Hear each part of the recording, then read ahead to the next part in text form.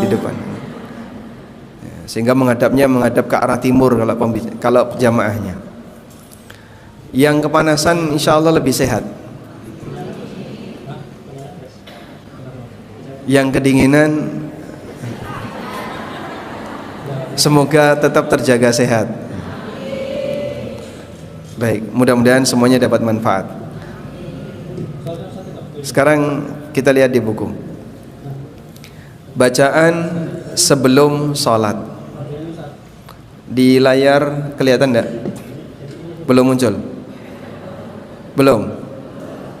Baik, coba sambil nanti ditunggu untuk share screen. Apakah ada bacaan sebelum sholat? Karena ada beragam aktivitas orang sebelum sholat yang itu tidak diajarkan oleh Nabi SAW. Ada yang sebelum sholat dia membaca surat Al-Ikhlas, Al-Falaq, An-Nas. Ada yang sebelum sholat dia membaca A'udzubillahi minasyaitonirrajim berkali-kali. Ada yang membaca Bismillah itu berkali-kali. Bismillah, Bismillah, Bismillah itu berkali-kali. Ada yang membaca surat Al-Baqarah, Masya Allah, itu panjang sekali ya. Tapi cuman penggalan awalnya atau tengahnya saja. Ada yang membaca ayat kursi dan aneka aktivitas yang dilakukan oleh orang sebelum salat.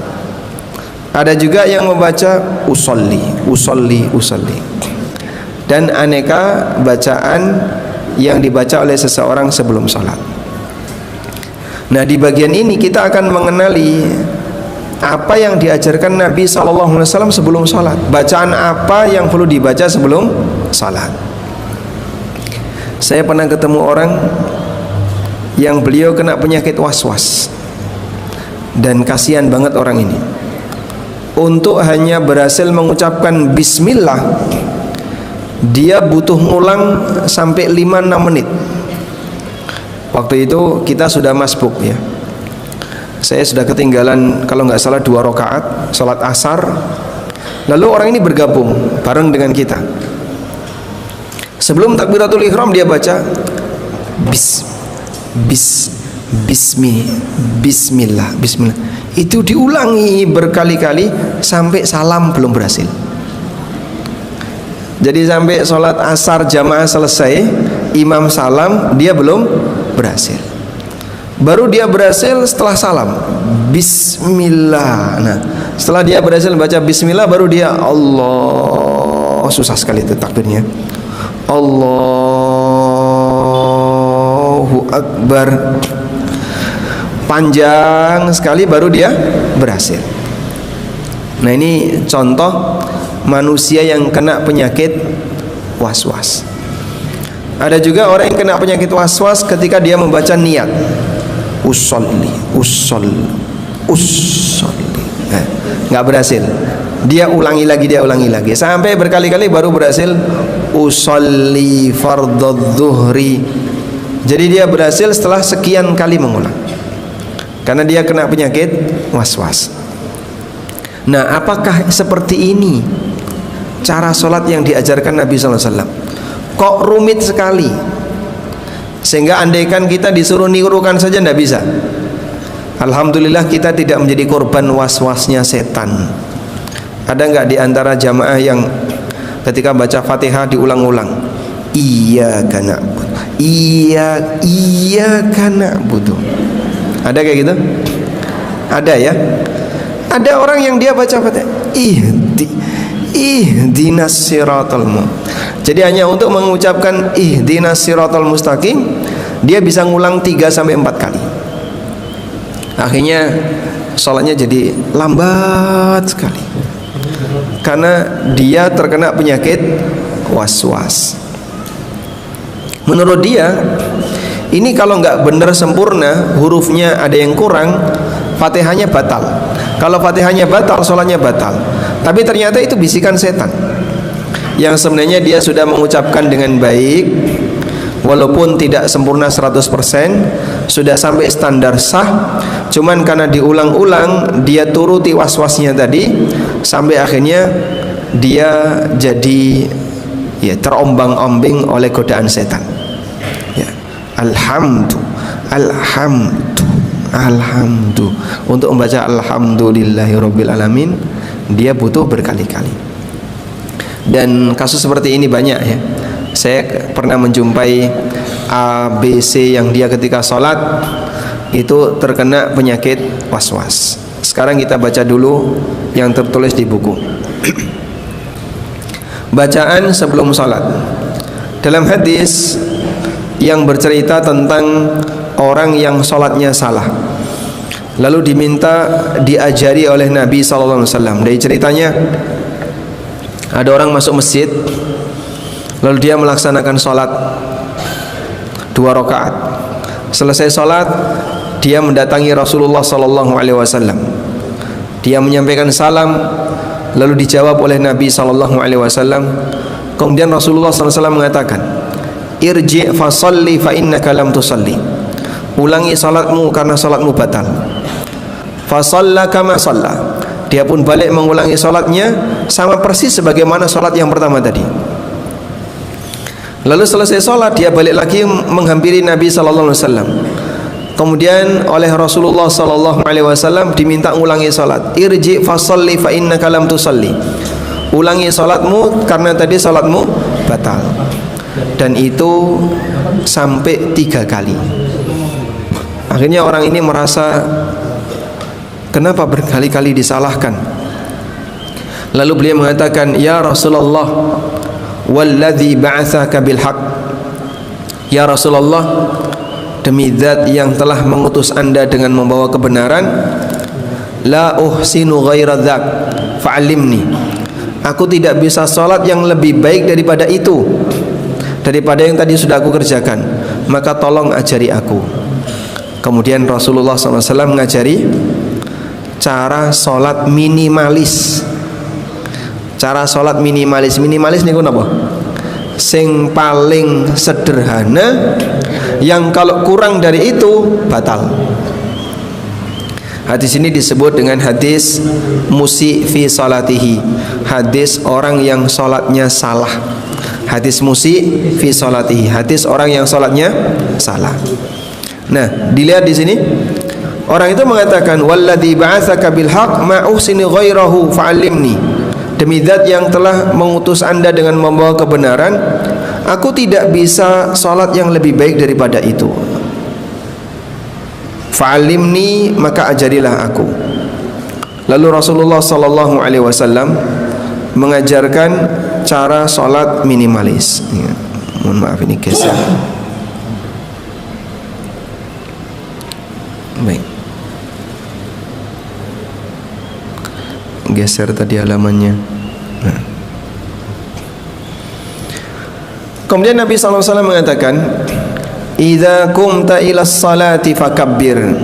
Kalau kamu sudah siap untuk salat, fakabbir, segeralah bertakbir. Jadi ada enggak bacaan-bacaan itu? Tidak ada. Nabi SAW mengajarkan, kalau kamu sudah siap untuk salat, fakabbir, langsung lakukan Allahu Akbar. Berarti enggak ada Pak bacaan ta'awud, bacaan kulhu, kul a'udzu birabbil falaq, kul a'udzu birabbin nas, enggak ada semuanya. Tidak ada bacaan apapun sebelum salat. Ta'awud itu dibaca setelah takbiratul ihram, bukan dibaca sebelum takbiratul ihram. Maka sebelum salat, a'udzu billahi minasyaitonir rajim. Ini sebelum qiraah kalau gitu. Tidak perlu ada bacaan ta'awud. Tapi begitu sudah madhep mantep marang kiblat, Allahu Akbar, langsung takbir. Tsumma qra' ma tayassara ma'aka minal Qur'an. Kemudian bacalah Al-Qur'an yang mudah bagimu. Dalam hadis yang lain dari Wa'il bin Hujr radhiyallahu anhu, beliau menceritakan cara salat Nabi sallallahu alaihi wasallam. Sahabat Wa'il bin Hujr, beliau ini putra mahkota. Bapaknya adalah raja yang ada di daerah Yaman. Datang ke kota Madinah, datang ke Madinah untuk masuk Islam. dan dimuliakan oleh Nabi SAW, sampai diberi hadiah berupa tanah yang ada di daerah Ghobah. Di mana? Ghobah. Ghobah itu di luar Madinah. Nah, karena beliau tidak tahu di mana wilayah Ghobah, maka beliau minta untuk diantarkan. Rasulullah SAW menyuruh Muawiyah bin Abi Sufyan untuk mengantarkan Wa'il bin Hujr ke Ghobah. Nah, Wa'il ini pakai sandal dan menunggang kuda, sementara Muawiyah nggak pakai sandal dan tidak punya kendaraan. Akhirnya Muawiyah nuntun kudanya Wa'il ke arah Ghobah. Nah, di perjalanan cuacanya panas, sehingga tanahnya itu panas. Tanah Madinah ini panas. Maka Muawiyah mengatakan kepada Wa'il, "Wahai Wa'il, boleh nggak saya bonceng kamu di belakang?" Apa kata Wa'il bin Hujr? "Siapa kamu kok berani-beraninya naik kudanya raja? Ini kudanya raja." Akhirnya Muawiyah nggak mau, karena Wa'il tidak bersedia. Kemudian Muawiyah minta izin kepada Wa'il, "Kalau begitu boleh nggak saya pinjam sandalmu, karena kaki saya kepanasan." Apa kata Wa'il? "Siapa kamu kok berani-beraninya mau memakai sandalnya raja?" Lah terus gimana ini kaki saya kepanasan? Kamu begini saja, injak bayangan kuda ini, biar kakimu tidak kepanasan. Jadi Muawiyah disuruh berjalan di atas bayangan kuda. Sampai akhirnya setelah Muawiyah jadi raja, jadi khalifah, dan pusat pemerintahannya ada di daerah Syam, Wa'il datang ke Syam untuk ketemu Muawiyah. Setelah ketemu Muawiyah, Wa'il diajak duduk di singgasananya Muawiyah. Kata Wa'il, "Andaikan aku tahu kau akan jadi raja, aku tidak akan memperlakukan kamu sebagaimana dulu. Dipinjemi sandal aja nggak boleh. Sekarang dibalik kondisinya, Wa'il jadi rakyat, Muawiyah jadi raja." Baik, ini cerita sedikit tentang sahabat Wa'il bin Hujr dan Muawiyah bin Abi Sufyan. Wa'il menceritakan cara salat Nabi SAW. "La'anduranna ila salati Rasulillahi SAW. Kaifa yusalli?" Akan aku perhatikan bagaimana cara Rasulullah SAW salat. Qala, kata Wa'il, "Faqama Rasulullah SAW fastaqbala al-qiblah." Rasulullah SAW siap berdiri menghadap ke arah kiblat. Fakabbara wa rafa'a yadayhi hatta hadata udhunai. Beliau bertakbir dan beliau mengangkat tangannya sampai sejajar dengan telinga. Beliau mengangkat tangan sampai sejajar dengan telinga.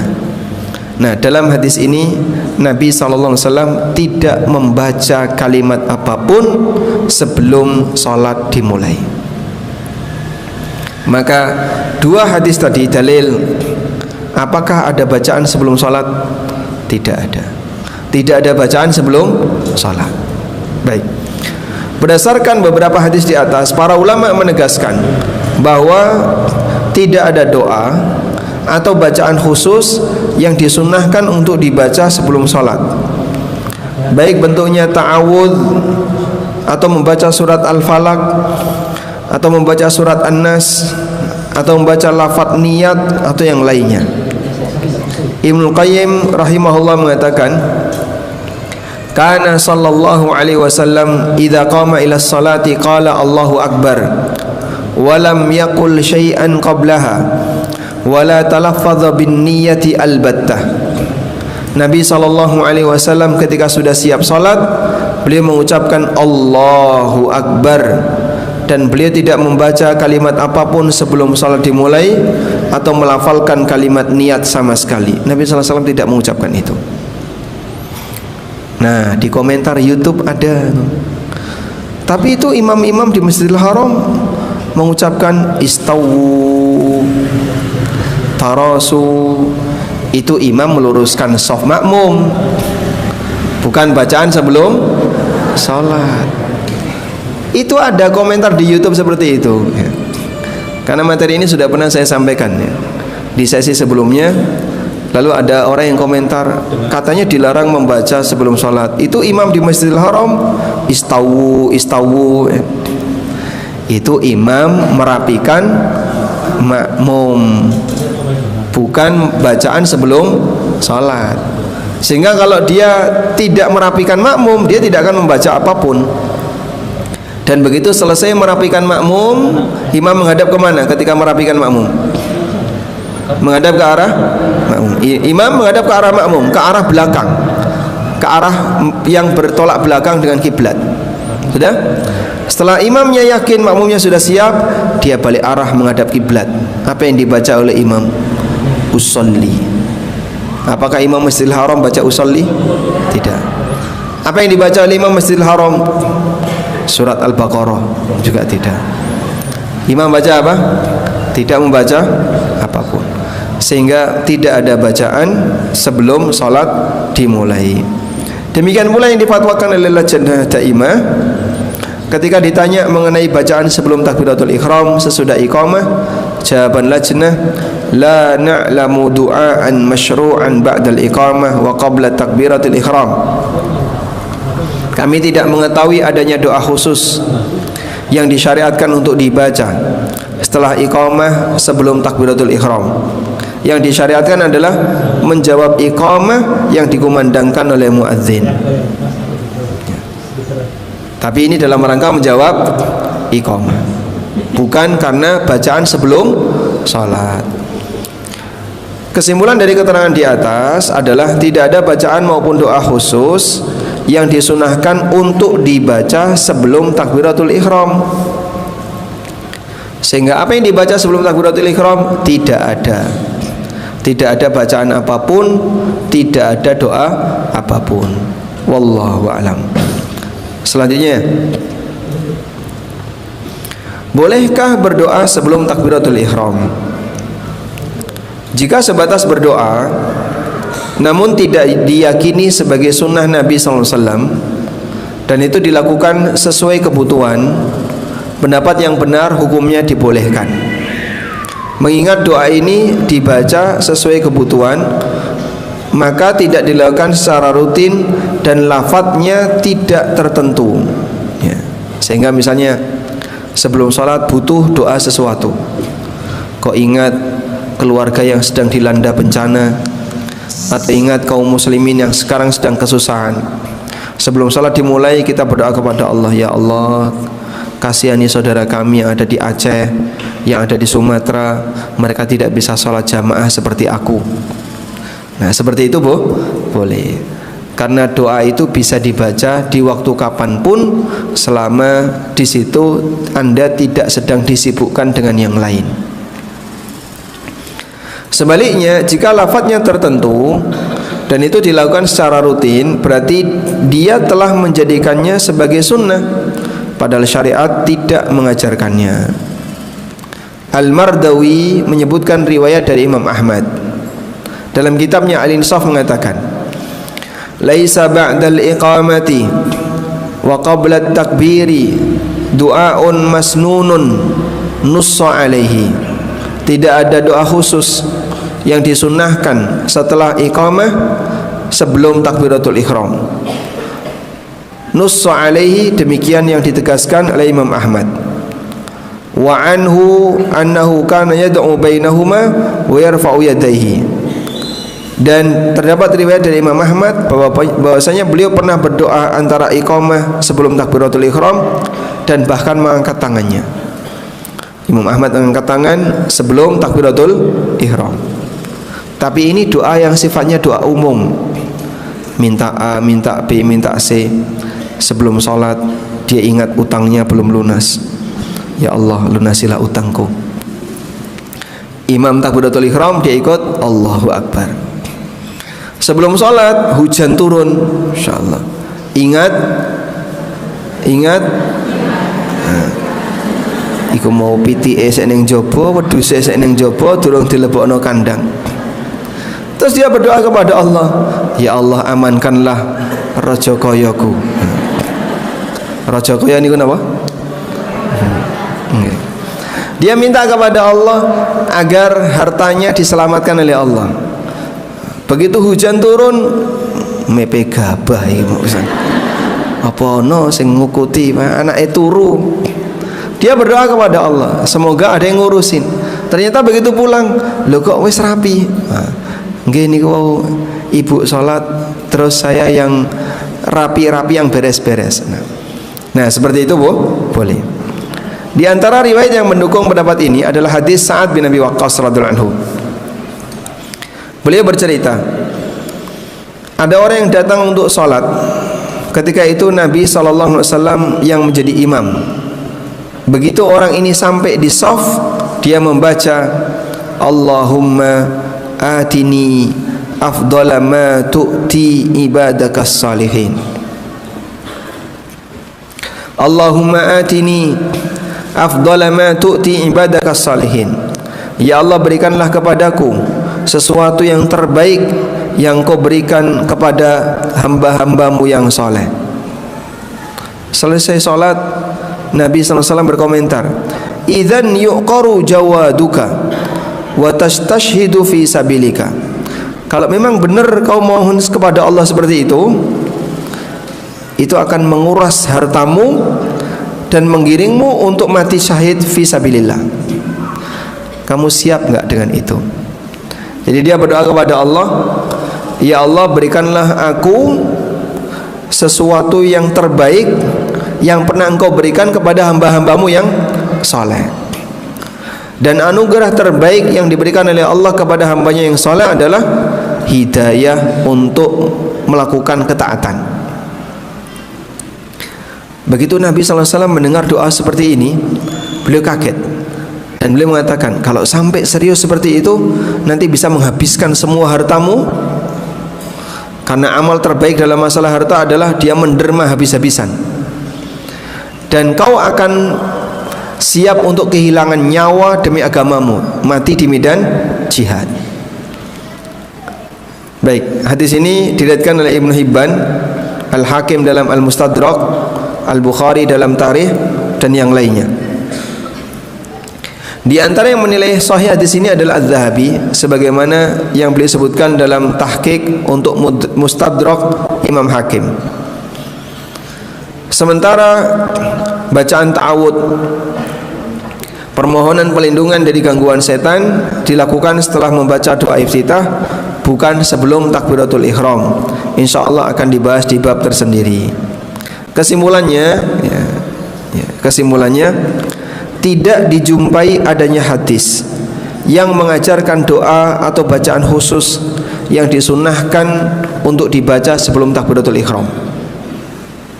Jadi kalaupun ada yang merutinkan, saya biasanya baca ta'awud Pak, habis itu baca surat Al-Ikhlas, habis itu baca surat Al-Falaq, An-Nas, niku dalile pundi? Ya kurang duwe, tapi ya kira-kira wae. Ibadah kok kira-kira. Kalau tidak ada dalil, maka hukum asalnya tidak perlu diamalkan. Yang kedua, dibolehkan untuk membaca doa sebelum takbiratul ihram dengan syarat. Satu, tidak diyakini sebagai sunnah Nabi SAW, karena Nabi SAW tidak mengajarkan itu. Yang kedua, tidak dijadikan sebagai rutinitas, sebab kalau itu rutin berarti seperti sunnah. Sesuatu yang rutin pertanda kalau itu diyakini sebagai hal yang sunnah. Yang ketiga, dibaca sesuai kebutuhan. Sesuai kebutuhan artinya bukan dibaca tiap hari, maka pas butuh saja dia berdoa. Yang ketiga, yang keempat, teks doa tidak tertentu karena menyesuaikan kebutuhan, sehingga bisa jadi masing-masing orang berbeda. Dia berdoa kepada Allah, ya Allah, saya minta agar A, agar B, agar C, dan itu diminta sebelum sholat dimulai.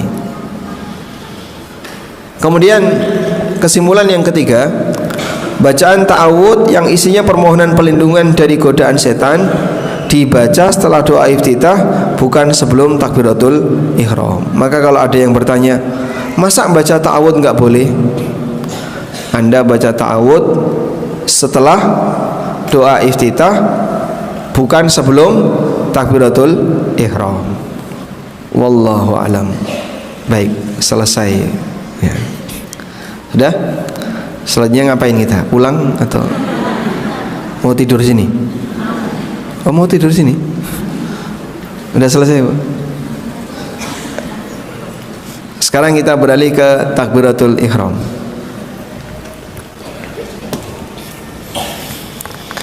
Materinya insya Allah tidak panjang-panjang. Yang penting melekat dan dipahami dengan maksimal. Maka tolong yang ngantuk dicubit dulu, biar tidak ngantuk ya. Yang tidak puasa bawa air minum, silahkan minum dulu.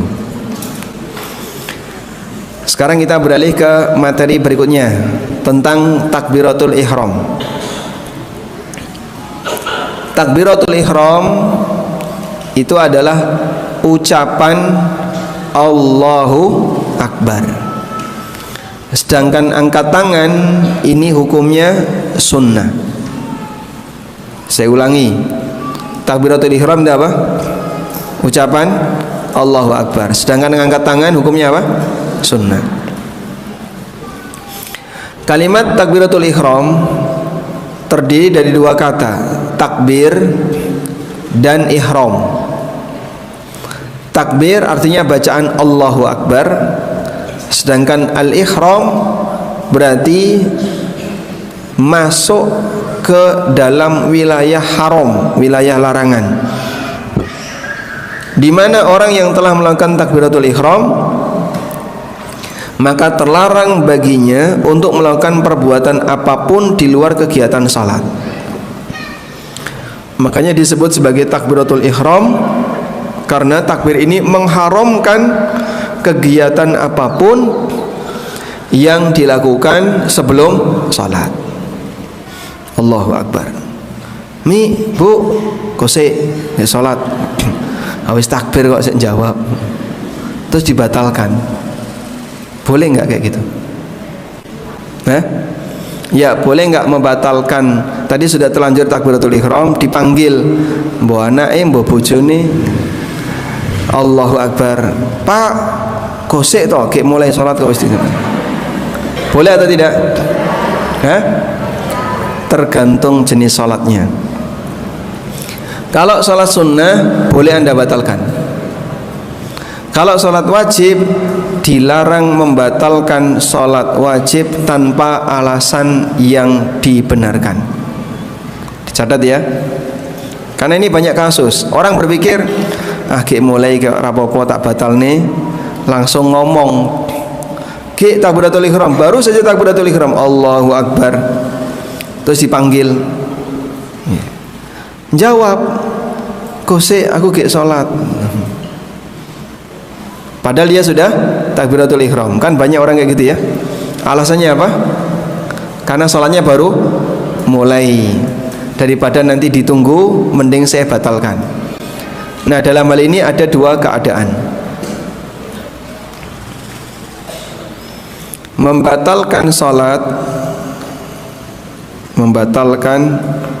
salat setelah takbiratul ihram. Setelah takbiratul ihram. Begini. Ada dua di situ. Yang pertama, untuk salat sunnah hukumnya boleh. Misalnya sholat rawatib atau sholat sunnah yang lainnya. Yang kedua, untuk sholat wajib hukumnya dilarang. Kita tidak boleh membatalkan sholat wajib tanpa alasan yang benar. Tapi Pak, ini kan dipanggil, walaupun yang manggil suami tidak boleh dibatalkan. Pak, daripada nanti orangnya nungguin aja Pak, mending tak batalkan, tak jawab, biar orangnya tahu. Ya tidak boleh, karena sholatnya sholat wajib.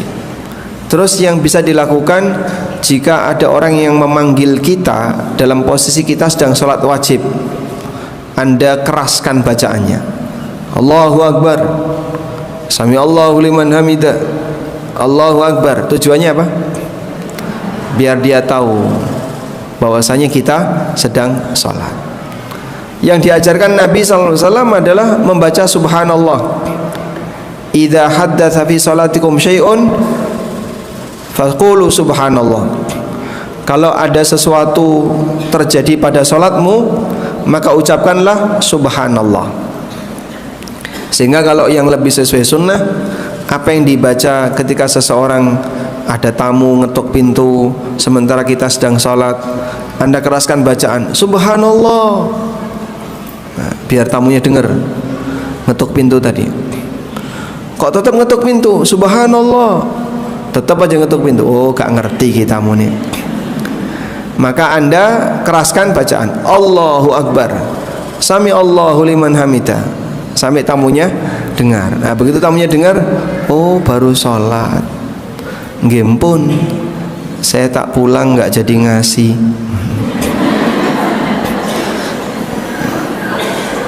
Langsung saya sholat. Arep nggak ya apa ya yuk? Sholatku wis rampung. Subhanallah. Ada orang yang membatalkan sholat gara-gara dia ingin mengambil makanan. Pernah lihat videonya di masjid itu? Jadi orang sedang sholat, ada orang bawa makanan Jumat berkah, itu sampai membatalkan sholatnya untuk ngambil makanan. Nah, kalau sholat sunnah tidak masalah, tapi kalau sholat wajib dilarang. Kita lanjutkan.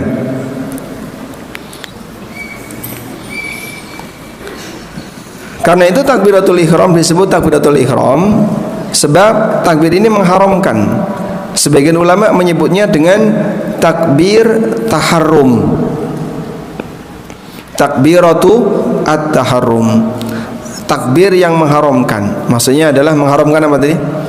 Kegiatan di luar salat untuk tidak dilakukan di dalam salat. Mengapa disebut takbiratul ihram?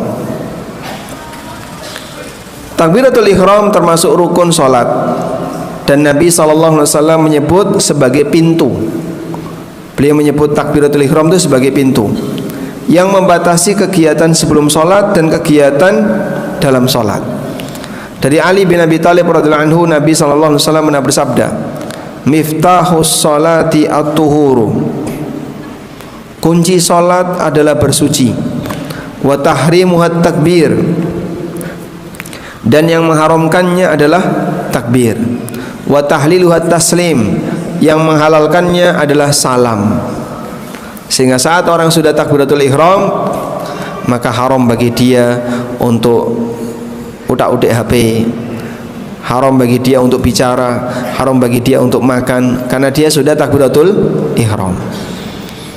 Disebut yang mengharamkan karena takbiratul ihram adalah batas antara kegiatan sebelum sholat dengan di dalam sholat. Sebagaimana salam adalah batas antara kegiatan di dalam sholat dengan sebelum selesai sholat. Maka demikianlah penamaan kenapa dia disebut sebagai takbiratul ihram. Badruddin Al-Aini mengatakan, wa qawluhu wa tahrimuhat takbir, makna kalimat yang mengharamkannya adalah takbir, artinya yang mengharamkan salat adalah ucapan takbir. Ketika orang salat telah masuk salat dengan bertakbir, maka terlarang baginya untuk bicara atau melakukan perbuatan apapun di luar kegiatan salat. Sehingga takbir ini disebut takbir at-tahrim, karena mencegah orang yang salat dari perbuatan di luar salat tersebut. Untuk itu disebut takbiratul ihram. Cukup jelas insyaallah. Karena itu orang yang belum melakukan takbiratul ihram sama seperti orang yang belum masuk salat, sehingga salatnya batal. Termasuk diantaranya adalah orang yang tidak memenuhi syarat sah ketika takbiratul ihram. Nah, ini contohnya. Ada orang salat 4 rakaat, dia khusyuk sekali, sampai kemudian dia salam. Setelah dia salam, dia tanya sama temennya, aku iki lali takbiratul ihram iki piye? Oh, salat 4 rakaat kok lali takbiratul ihram. Apa yang harus dilakukan? Diulang dari awal. Karena kalau dia belum takbiratul ihram sama dengan apa? Belum masuk salat. Nek durung melbu mbok nglakoni saapiye kaya apa tidak dianggap. Walaupun yang dia lakukan salatnya bagus, khusyuk, tidak dianggap karena dia disebut belum masuk salat. Cukup jelas insyaallah? Alhamdulillah. Dong napa belum? Dong. Sekarang kita beralih ke catatan. Yang dimaksud takbiratul ihram adalah bacaan Allahu Akbar dan bukan mengangkat tangan ketika takbir. Mengangkat tangan ini hukumnya anjuran dan tidak wajib. Imam Ibnu Utsaimin mengatakan, raf'ul yadaini inda takbiratul ihram wa indar ruku'i wa indar raf'i minhu wa indal qiyami minat tasyahudi al-awwal sunnatun. Mengangkat tangan ketika takbiratul ihram, ketika rukuk, ketika bangkit dari rukuk, ketika i'tidal, ketika berdiri dari tasyahud awal, sunnatun, hukumnya sunnah. Ya. Sehingga Ibnu Utsaimin di sini menjelaskan beberapa bentuk sunnah yang hendaknya dilakukan oleh seorang muslim ketika salat. Wallahu alam. Baik. Sampai di sini bisa dipahami ya? Alhamdulillah. Nah, mulai ngantuk? Dereng tangi. Coba bangunin dulu yang ngantuk. Dipijiti apanya biar nggak ngantuk? Hah? Terus pokoknya dipijiti tangannya atau apa biar nggak ngantuk ya. Kajian duha, tempatnya adem, diceritani merem. Itulah bukti bahwasanya Anda sedang mendapatkan as-sakinah. Saking tenangnya, adem, ayem, merem. Jadi tolong dijaga baik-baik ya, karena ngantuk Anda itu menular. Kita lanjutkan sekarang. Dikit lagi insyaallah. 13 menit lagi masuk tanya jawab ya. Nanti yang bisa menjawab pertanyaan dapat hadiah ini. Mata Menata Wanita. Buku baru ya. Kemarin sudah dibedah di Jogja. Untaian nasihat untuk kaum hawa. Syarat sah takbiratul ihram. Jadi takbiratul ihram ada syarat sahnya. Di antara syarat sah takbiratul ihram yang sering dilanggar adalah dilakukan dalam posisi berdiri untuk sholat wajib. Sementara untuk sholat sunnah, takbiratul ihram bisa dilakukan dengan posisi duduk. Sebagaimana sholat bisa dilakukan sambil posisi duduk. Sebagaimana tulisi ya. Sebagaimana sholat sunnah bisa dilakukan sambil duduk, maka takbiratul ihramnya juga boleh sambil duduk. Paham insyaallah? Baik. Al-Jaziri menyebutkan ketentuan dalam mazhab Syafi'iyah. Fa in ata bil ihrami fi salatil fardhi halal inhina fa in kana ilal qiyami aqrab fa innaha tasihhu. Jika ada orang melakukan takbiratul ihram untuk salat wajib dengan kondisi bergerak menunduk, jika dia lebih dekat pada posisi berdiri, salatnya sah. Wa in kana ruku'u aqrab, kalau lebih dekat kepada posisi ruku', fa innaha la tasihhu, maka salatnya tidak sah. Wifaqan lil Hanafiyah wal Hanabilah. Ini sejalan dengan penjelasan dalam mazhab Hanafiyah dan Hambali. Contoh bentuk pelanggaran dalam masalah ini adalah makmum yang hendak mengejar imam sehingga dia melakukan takbiratul ihram sambil bergerak rukuk. Artinya dia melakukan takbiratul ihram tidak dalam posisi berdiri. Jadi ceritanya begini. Imam sedang rukuk. Ada makmum masbuk. Dia berusaha untuk ngejar rukuknya imam. Lalu dia dapat soft, Allahu Akbar, terus dia rukuk. Dah. Setelah itu imam i'tidal, sami Allahu liman hamida. Ini ikut sami Allahu liman hamida. Baik. Makmum ini dapat 1 rakaat atau tidak? Dapat atau tidak? Dapat. Kenapa? Karena dia masih mendapati rukuknya imam. Kalau yang kedua seperti ini, imam lagi rukuk, makmum datang, tiba-tiba begitu sampai di shaf, Allahu Akbar, terus dia rukuk, sami Allahu liman hamidah, iki medun iki munggah. Imamnya sudah naik i'tidal, maka Anda belum beruntung, sehingga tidak dihitung 1 rakaat karena imamnya sudah naik. Nah, yang nggak boleh takbiratul ihramnya sambil nunduk. Imamnya lagi rukuk, wah ngejar imam nih, mumpung lagi rukuk, dapat Allahu Akbar. Allahu Akbar itu sambil rukuk, Allahu Akbar. Nah, kalau seperti itu berarti dia belum takbiratul ihram. Itu kasus orang yang tidak takbiratul ihram karena saat membaca Allahu Akbar dia sambil bergerak turun. Dan para ulama mensyaratkan takbiratul ihram itu harus dibaca dalam posisi ngadeg jejeg. Ngadeg dulu Allahu Akbar, baru Allahu Akbar rukuk. Jangan langsung Allahu Akbar rukuk. Bisa dipahami insyaallah? Baik. Saya masih sering menjumpai kasus seperti itu. Ada orang yang takbiratul ihram karena ingin ngejar imam biar dapat 1 rakaat, maka dia takbir segera rukuk. Takbir sambil bergerak rukuk, Allahu Akbar. Dan ini pelanggaran. Apa yang dia lakukan? Kalau sampai posisi dia takbir tadi lebih dekat kepada posisi rukuk, maka berarti dia belum takbiratul ihram. Wallahu a'lam. Selanjutnya, cara mengangkat tangan ketika takbiratul ihram. Ada 3 cara mengangkat tangan ketika takbiratul ihram. 1, mengangkat tangan bersamaan dengan membaca takbir.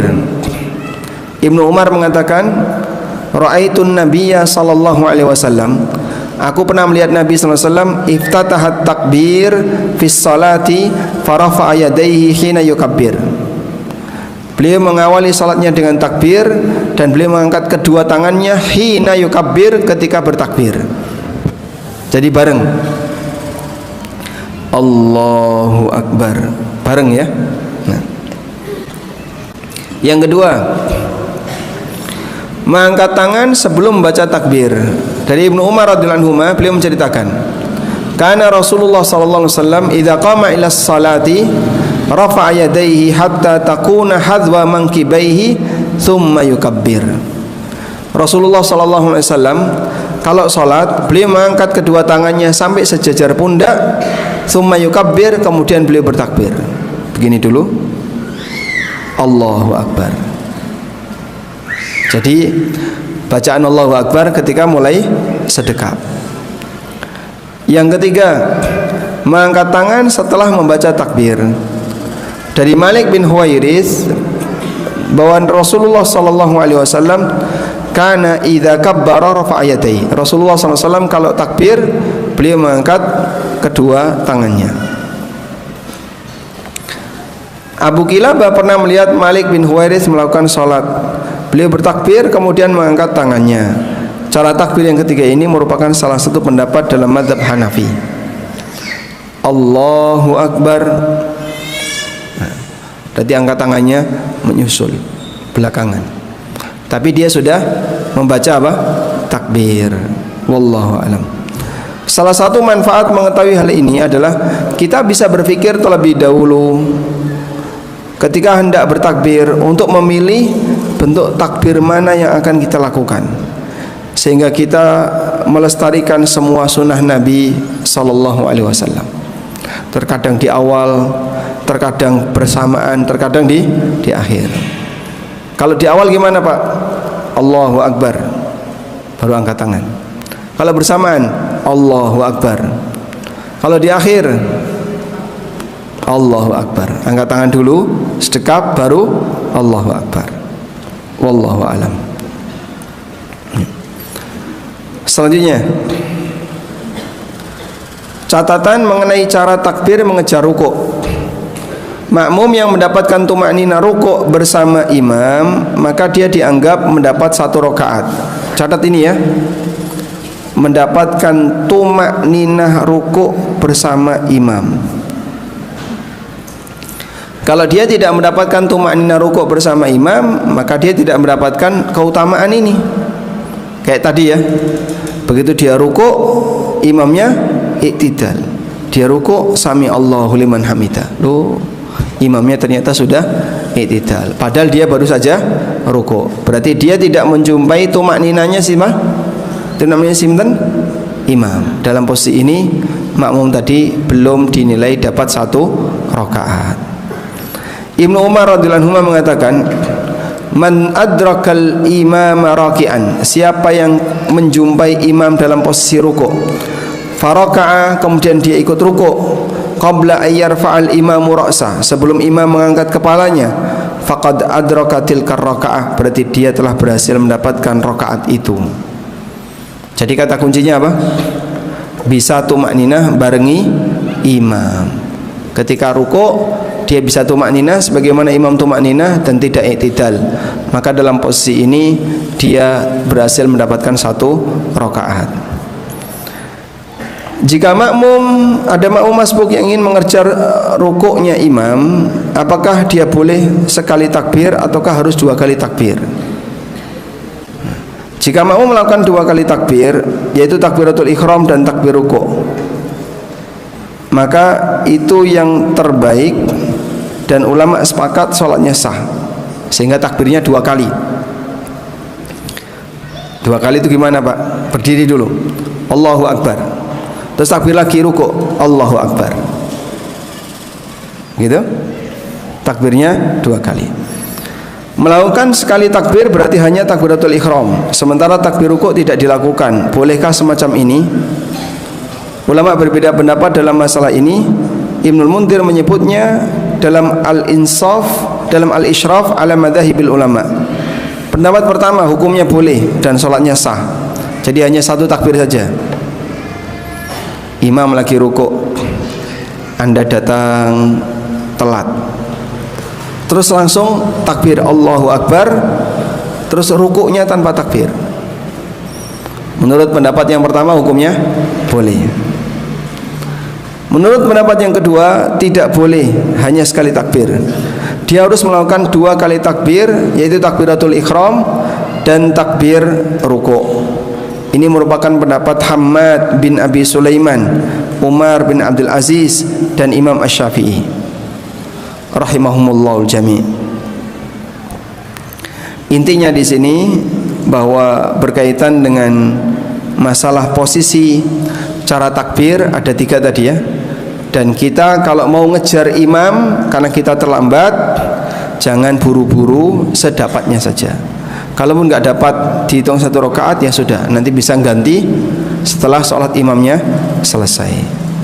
Wallahu a'lam. Walhamdulillahirabbil alamin. Baik, mungkin itu sebagai pengantar. Semoga apa yang kita bahas ini bermanfaat.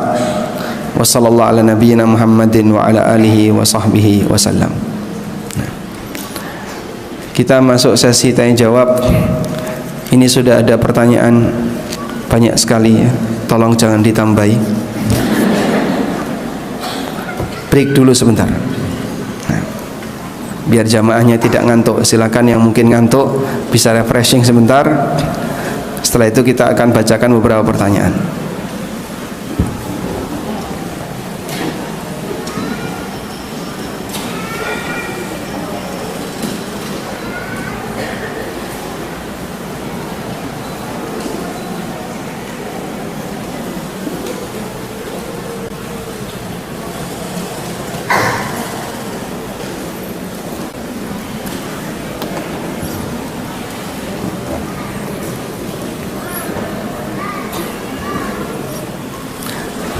Nah, baik, waktu istirahat selesai.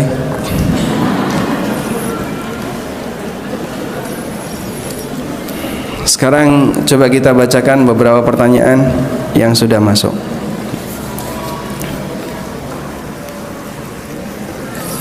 Assalamualaikum. Waalaikumsalam. Apabila kita sholat jamaah subuh di masjid, jika masih ada waktu, sebaiknya sholat sunnah tahiyatul masjid apa qobliyah subuh? Misalnya hanya cukup untuk sholat 2 rakaat saja.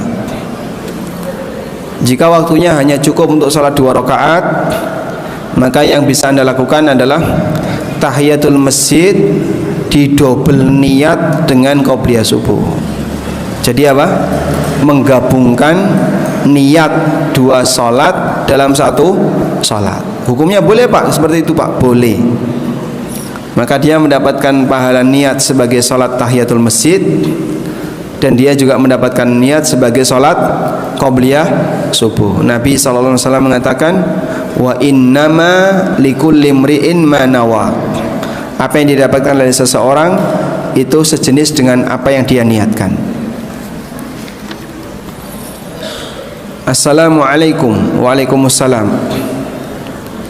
Apakah kalau kita sholat harus mengartikan kata per kata dari apa yang kita baca? Jawabannya tidak demikian makna khusyuk. Tapi Anda bisa merenungkan bacaan. Merenungkan itu bukan berarti mengartikan, tapi bahasa kita nggatekno ya. Merenungkan tadi ya, nggatekno. Dia perhatian, lalu mengambil pelajaran, mengambil ibrah darinya. Itulah merenungkan. Sehingga misalnya Anda sedang baca Al-Fatihah, terus mendengar kalimat Alhamdulillahi Rabbil Alamin, Allah Rabbul Alamin. Bagaimana cara Allah Rabbul Alamin? Ar-Rahmanir Rahim. Oh, berarti Allah mengatur alam ini penuh dengan kasih sayang. Kurang lebih seperti itu bentuk perenungan. Jadi kita memang sudah tahu artinya, tapi kita renungkan kandungan pelajaran yang ada di sana. Sehingga yang kita lakukan bukan menerjemahkan per kata, tapi mengambil kandungan pelajaran yang ada dalam surat yang kita baca. Wallahu alam. Dan seperti ini butuh latihan. Walaupun memang tidak bisa setiap saat, tapi terkadang bisa, terkadang tidak bisa. Assalamualaikum. Waalaikumsalam. Bolehkah umroh berkali-kali untuk diri sendiri dalam 1 kali safar?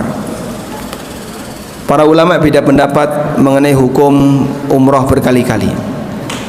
Sebagian ulama mengatakan umroh itu maksimal setahun sekali, seperti haji. Dan ini pendapat sebagian ulama Malikiyah. Maka umroh itu seperti haji. Tahun ini sudah umroh, ya sudah, tahun depan lagi baru silahkan umroh. Yang kedua, ada yang mengatakan boleh umroh diulang dalam 1 safar jika kepala yang sudah digundul sudah tumbuh rambut lagi, agar nanti ketika tahallul bisa digundul. Tapi kalau kepalanya belum tumbuh apapun, maka tidak boleh ngulang umroh. Yang ketiga, dibolehkan ngulang umroh dalam sekali safar, namun untuk umroh kedua, ketiga dan seterusnya statusnya adalah dihadiahkan kepada yang sudah meninggal. Jadi ini umroh sebagai badal untuk bapak, badal untuk ibu, badal untuk saudara saya yang sudah meninggal dan seterusnya. Wallahu a'lam. Bolehkah membatalkan umroh berkali-kali untuk orang tua? Mungkin cukup sekali saja dalam safar 1 yang Anda lakukan, sehingga Anda umroh sendiri, lalu nanti keluar mikot, ambil mikot lagi, terus umroh atas nama bapak, insya Allah tidak masalah. Apabila masbuk, imam sudah membaca surat setelah Al-Fatihah, apa yang harus saya baca? Mengikuti bacaan imam atau saya membaca doa iftitah? Kalau Anda masbuk, Anda bergabung, imam sudah baca surat, sedang baca surat, dan Anda belum baca apapun karena baru datang. Jika sholatnya sholat jahriyah, maka begitu takbiratul ihram langsung diem dengerin. Kok bisa Pak? Berarti kita nggak baca apapun? Iya. Loh, katanya sholat kalau nggak baca Fatihah batal. Itu berlaku bagi orang yang sholat sendirian atau jadi imam. Tapi kalau orang sholat jamaah, saat imamnya mengeraskan bacaan, maka makmum dianjurkan untuk mendengarkan. Makanya makmum menyimak dan tidak membaca sendiri-sendiri. Berdasarkan firman Allah Subhanahu wa taala, "Wa idza quri'al Qur'anu fastami'u lahu wa ansitu la'allakum turhamun." Kalau Al-Qur'an sedang dibacakan, kalau kau mendengarkan suara murattal Al-Qur'an atau bacaan Al-Qur'an, fastami'u lahu, maka dengarkan dengan baik. Wa ansitu, dan diamlah, la'allakum turhamun, agar kalian mendapatkan rahmat.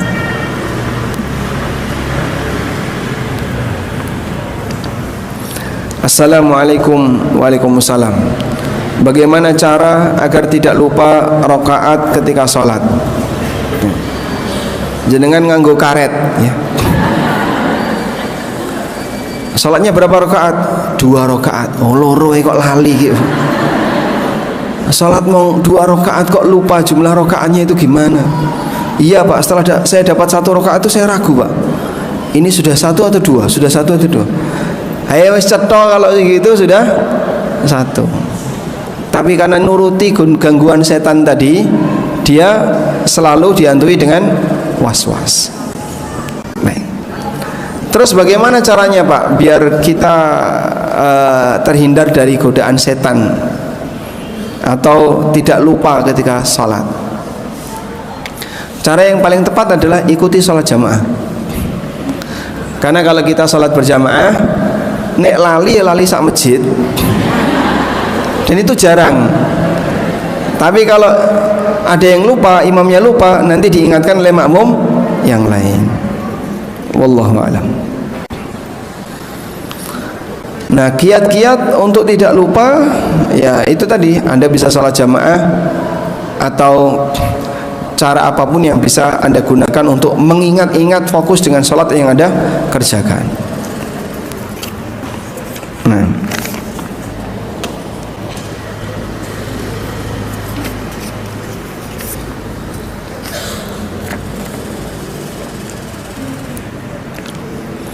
Assalamualaikum. Waalaikumsalam. Apakah wanita yang sedang haid diperbolehkan membaca Al-Quran, meneruskan bacaannya sehari-hari? Wanita haid boleh baca Quran menurut pendapat yang lebih kuat, hanya saja tidak boleh menyentuhnya. Gimana Pak membaca tanpa menyentuh?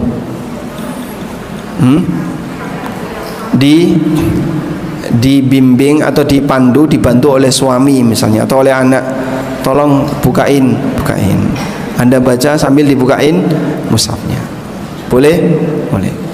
Atau baca di tablet atau baca di aplikasi tapi pakai pensil, sehingga tidak menyentuh teks Quran karena Anda sedang haid. Boleh. Maka di era digital ini wanita haid cukup longgar untuk bisa belajar Al-Quran, karena dia bisa membaca dengan menggunakan tablet atau HP yang tinggal geser-geser pakai pensil. Walaupun dia haid, dia tetap bisa baca. Nyuwun pirsa dalilnya. Aisyah radhiyallahu anha, pada waktu beliau sedang haid saat berangkat haji, Rasulullah SAW mengizinkan kepada Aisyah, if'ali ma yaf'alul hajj ghaira an tatufi bil baitil atiq. Silahkan kamu lakukan seperti yang dilakukan oleh jamaah haji, tapi syaratnya satu, jangan tawaf di Ka'bah.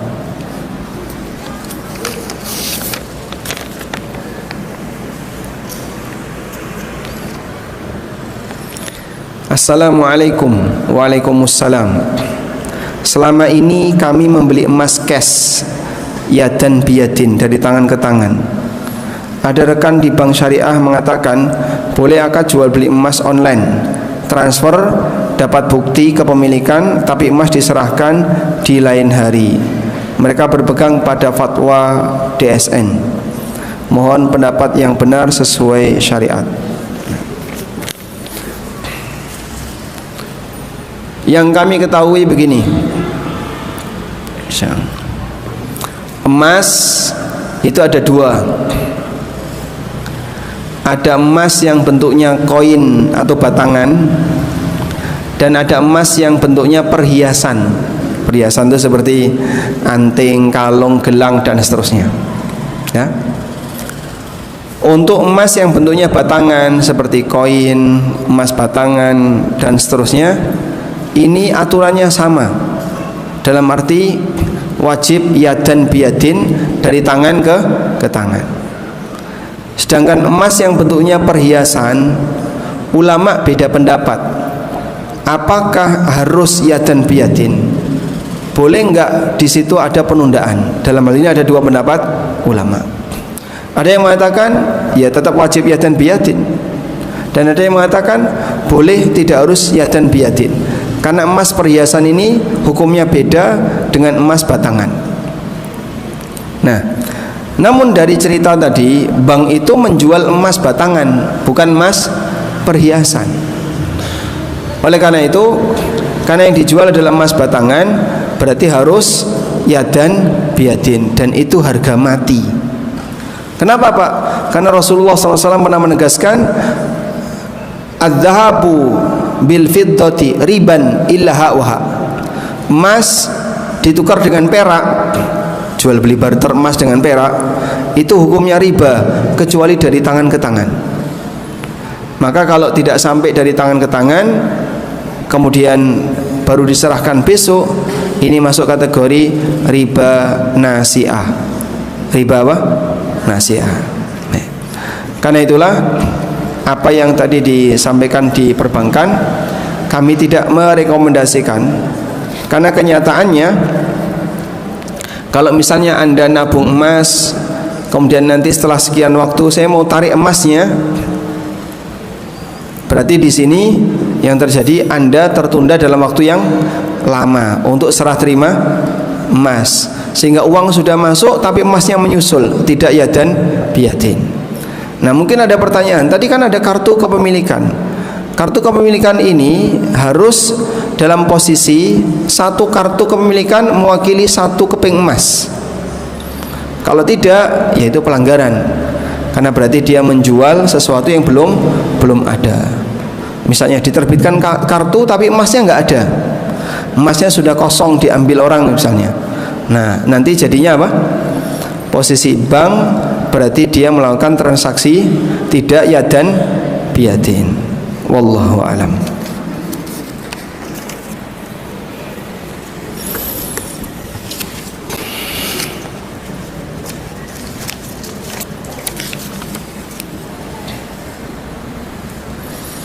Assalamualaikum. Waalaikumsalam.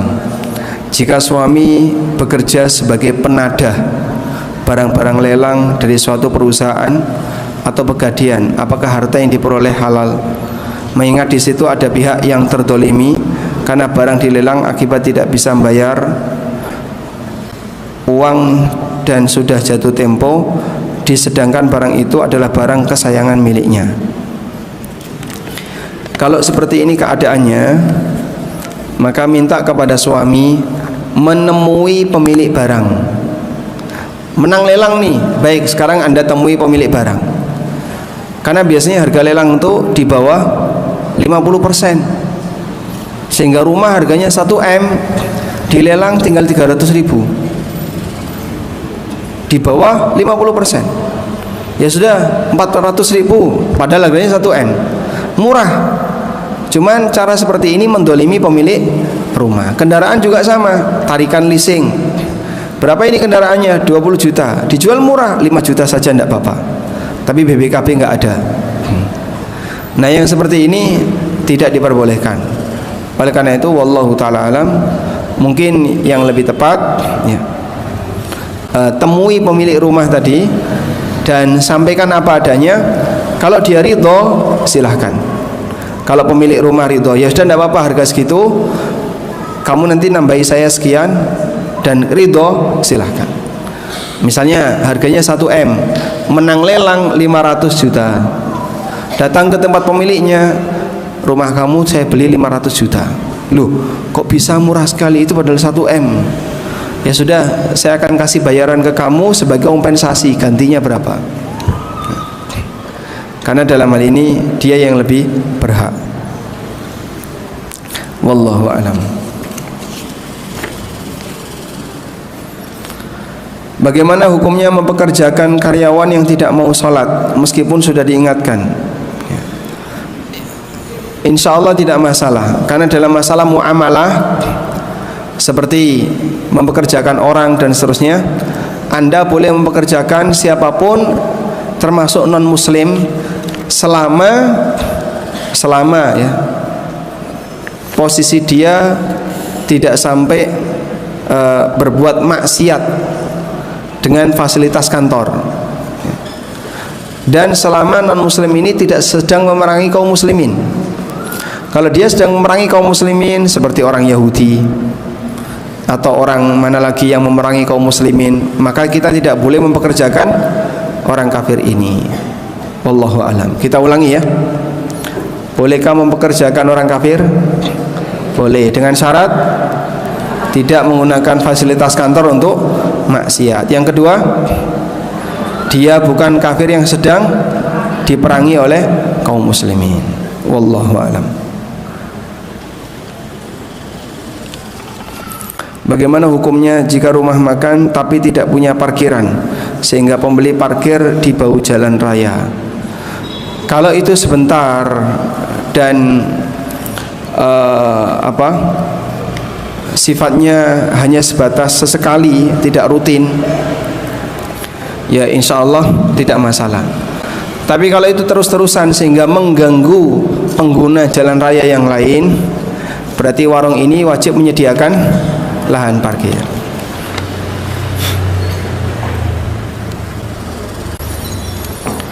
Assalamualaikum WRWB. Waalaikumsalam warahmatullahi wabarakatuh. Beberapa waktu ini saudara saya didiagnosa oleh dokter terkena batu ginjal.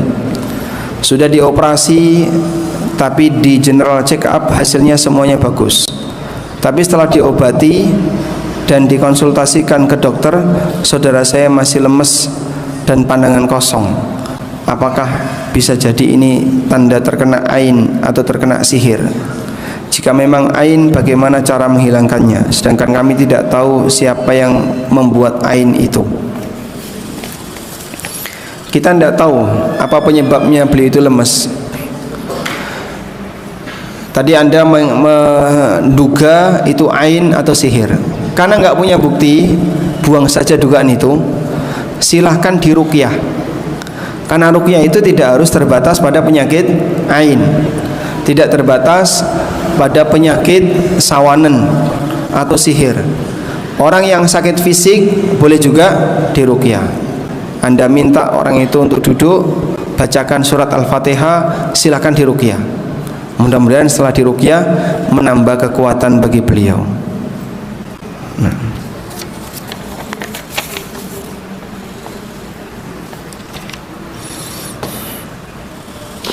Assalamualaikum warahmatullahi wabarakatuh. Waalaikumsalam warahmatullahi wabarakatuh.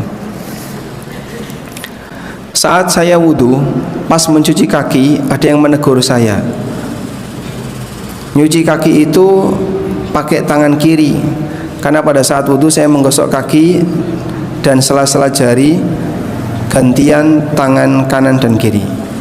Yang betul bagaimana? Baik, kami tidak menjumpai dalil kalau ada anjuran mencuci kaki pakai tangan kiri. Yang ada hadis riwayat Abu Dawud, karena Nabi SAW yukhallilu asabi rijlihi bi khinsirihi. Nabi SAW menyela-nyelai jari kaki dengan kelingking. Nah ini sunnah. Tapi Pak, kesuwen Pak, ini kayak gini selak komat. Ya, kalau kesuwen selak komat ya gini aja. Karena yang tadi apa hukumnya? Sunnah. Nah yang ada itu diselai pakai jari kelingking. Kalau tidak diselai Pak, sah sholatnya. Karena bukan syarat cuci kaki, cuci tangan harus digosoi dan disela. Cuman dalam hal ini seperti yang tadi disebutkan, apakah harus menggunakan tangan kiri? Kami tidak menjumpai dalil itu. Tapi mungkin yang bersangkutan mengkiaskan, menganalogikan hal yang buruk itu dibersihkan pakai tangan kiri, cebok itu pakai tangan kiri. Nah karena kaki ini kotor, maka dia dicuci, digosok pakai tangan kiri. Mungkin karena alasan itu sehingga dia mengingkari kenapa gosok kaki menggunakan tangan kanan. Assalamualaikum warahmatullahi wabarakatuh. Waalaikumsalam warahmatullahi wabarakatuh. Jika ada orang yang nitip dagangan dan sudah kurang lebih 4 bulan tidak diambil-ambil, dan orang itu tidak meninggalkan nomor telepon, dagangannya itu sudah laku, cara mengembalikannya bagaimana? Apakah saya sumbangkan saja uang itu?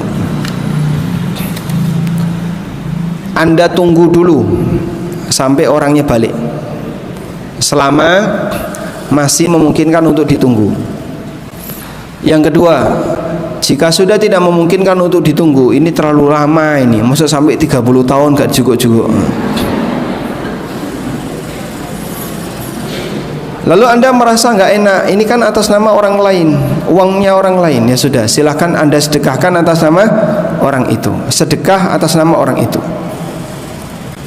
Apa bisa sampai Pak? Allah Maha Kuasa untuk mengenali siapa hambanya yang lebih berat untuk mendapatkan tambahan amal. Selanjutnya, jika kesulitan untuk menemukan orangnya, ditunggu kesulitan, ya sudah, sedekah atas nama orang itu. Abdullah bin Mas'ud pernah melakukan seperti ini. Beliau membeli seorang budak. Dibawalah budak itu ke rumah. Sampai di rumah, ternyata budak ini di kantongnya ada emas. Nah, berarti emas ini punya siapa? Hah? Penjual. Akhirnya Ibnu Mas'ud ngambil emas itu balik ke tempat transaksi tadi. Ternyata hilang. Ditungguin gak balik-balik. Ditungguin gak balik-balik. Tunggu selama beberapa hari nggak ketemu-ketemu. Akhirnya oleh Ibnu Mas'ud disedekahkan atas nama penjual.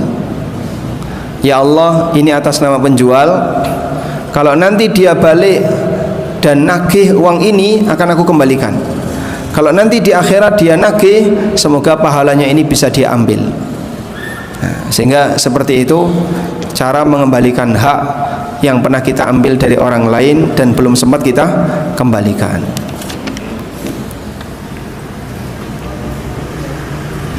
Assalamualaikum warahmatullahi wabarakatuh. Waalaikumsalam warahmatullahi wabarakatuh. Bagaimana gerakan sholat yang benar waktu bangun dari sujud atau tasyahud awal? Coba lihat ini ya.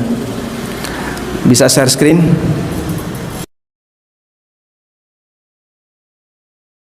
Salam ya'jinu.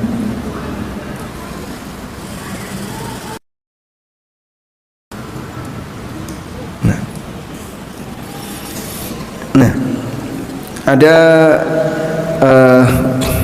hadis berikut ini. Ra'aitu Ibnu Umar wa huwa ya'jinu fis shalah. Aku melihat Ibnu Umar melakukan gerakan ya'jinu fis shalah. Ya'jinu itu apa sih? Ya'jinu itu gerakan seperti membuat adonan tepung. Ada tepung dibuat adonan. Nah itu gimana Pak? Ya dipukulin, diremes ini ya. Nah, maksudnya adalah ya'tamidu ala yadaihi idza qama. Beliau bersandar dengan dua tangannya ketika berdiri. Maka kalau berdiri ke rakaat berikutnya, gerakan tangan di mana? Gerakan tangan di mana? Di depan ya, di lantai. Bisa begini, bisa juga begini.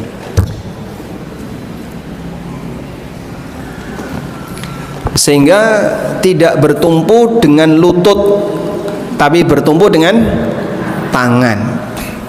Maka yang naik duluan lutut atau tangan?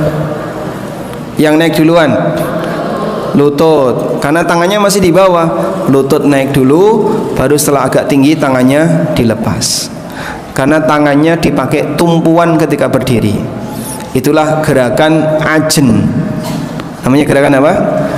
Ajn, ain jim nun. Gerakan ajn, ain jim nun, dari kata ya'jinu, artinya bertumpu dengan tangan seperti orang membuat adonan ketika dia bangkit ke rakaat berikutnya. Bagaimana ketika imam sudah salam padahal kita belum selesai bacaan tasyahudnya? Imam sudah salam sementara kita belum selesai bacaan tasyahudnya, maka kita ikut salam agar tidak terlalu telat dari gerakan imam. Jangan sampai kemudian imam sudah salam, kita tasyahud belum rampung, tambah doa, imam sudah pergi, tasyahud belum selesai. Wah, ini makmumnya sakti ini ya. Sehingga imamnya salam ya kita ikut salam, karena dalam rangka mengikuti imam. Wallahu alam. Baik, sekarang kita bagi-bagi hadiah. Hadiahnya ibu-ibu, nanti hadiahnya yang dapat pertanyaan tulis langsung setelah acara ambil ke panitia biar tidak begitu. Jadi peserta bertanya silakan menjawab, kemudian belakangan nanti ambil ke panitia. Baik, sudah siap? Pertanyaannya, siapa nama ketua takmir Masjid Gratis Klaten?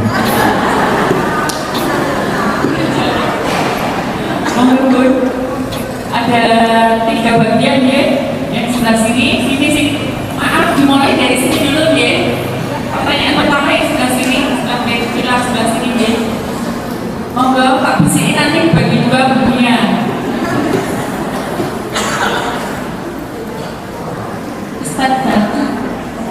Ustadz Zaki, jawaban Anda betul. Baik, pertanyaan yang kedua,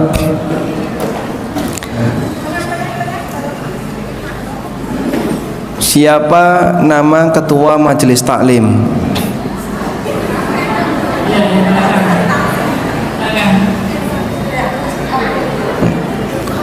Ikuti panitia yang.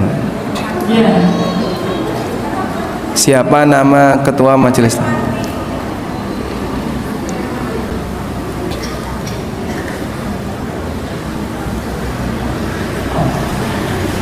Ketua takmir Habibah Solihah Majelis taklim. Majelis taklim Ibu Endang Darwanti. Gelak. Mohon maaf, sekarang saya bukan ketua lagi. Ketua yang baru siapa? Siapa nama ketua majelis taklim? Bisa jawab?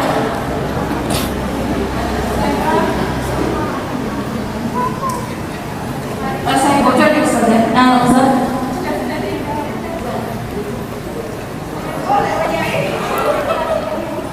Silakan Mbak. Tanpa nih kita silakan. Oh ya Bapaknya betul. Maaf ya Bu, majelis taklim Habibah Solihah sekarang dipimpin oleh Bu Farida. Baik, yang dapat hadiah Bu Farida. Yang jawab dapat hadiah lagi, 2 hadiahnya. 1 lagi, tinggal berapa hadiahnya? Masih 4. Dapat 2 buku, yang jawab ini dapat 2 buku. Apa hukum berdoa sebelum takbiratul ihram? Jelaskan beserta dalilnya.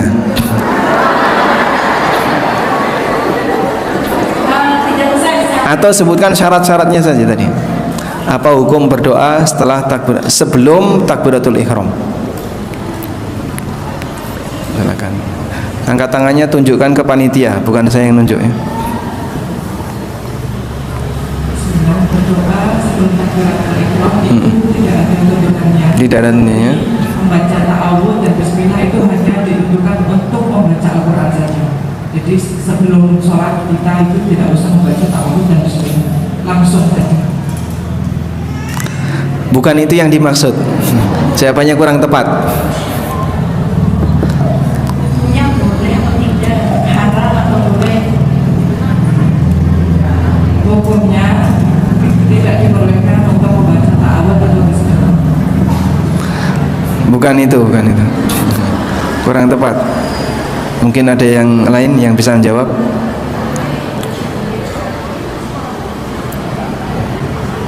Silakan.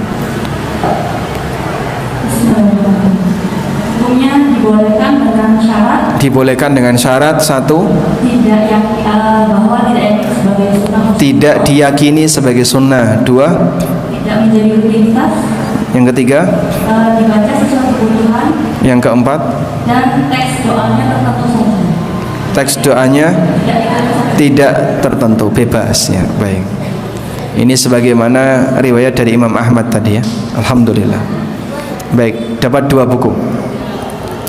Kurang berapa? Kurang 2 lagi. Baik.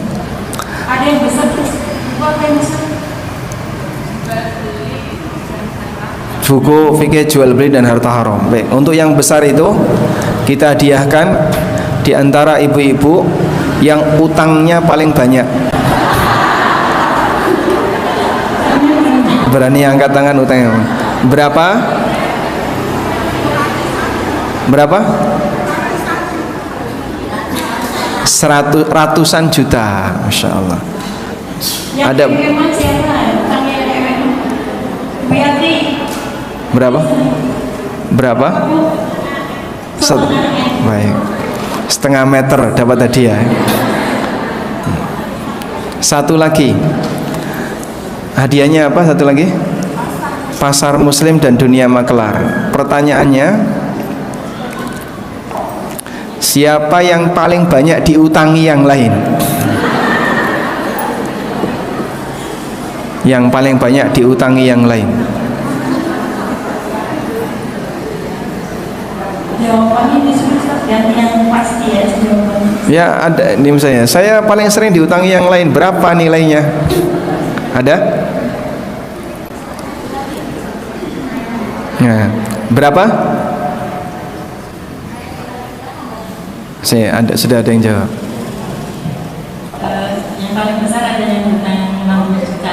60 juta. Ya. 60 juta. Kalau Anda berapa? Satu orang itu. Satu orang utang berapa? 102 juta. Baik, lebih gede ya. Kalah nominal. Baik, demikian. Semoga yang punya utang dan yang diutangi segera lunas dan dilunasi. Allahumma anfa'na bima 'allamtana wa 'allimna ma yanfa'una warzuqna ilma. Wa sallallahu ala nabiyyina Muhammadin wa ala alihi wa sahbihi wa sallam. Wa akhiru da'wana alhamdulillahi rabbil alamin. Wassalamu alaikum warahmatullahi wabarakatuh.